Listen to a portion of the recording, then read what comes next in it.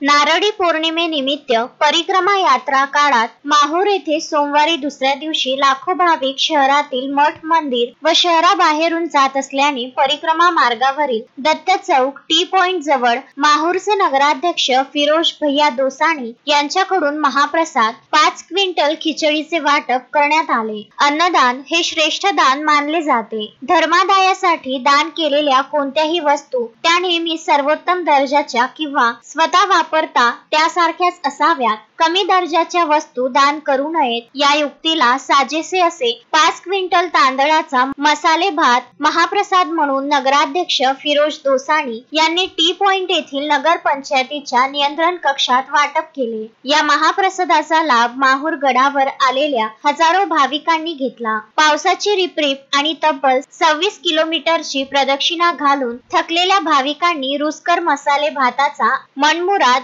आनंद घेतल्याने 2 ते 3 तासातच 5 क्विंटलच्या महाप्रसादाचे वाटप करण्यात आले। यावेळी नगराध्यक्ष फिरोज दोसाणी, कृषी उत्पन्न बाजार समितीचे सभापती दत्तराव मोहिते, कुंदन पवार, विनोद राठोड, नगरसेवक प्रतिनिधी इरफान शेख, रफिक सौदागर, अधीक्षक वैजनाथ स्वामी, अभियंता विशाल ढोरे, पत्रकार नंदू संतान, विजय आमले, गजानन भारती, इलियास बावाणी, फिरोज पठाण, चेतन जाधव, आकाश राठोड, सैफ दोसाणी यांच्यासह अनेकांची उपस्थिती होती। संजय घोगरे, विदर्भ न्यूज, माहूर।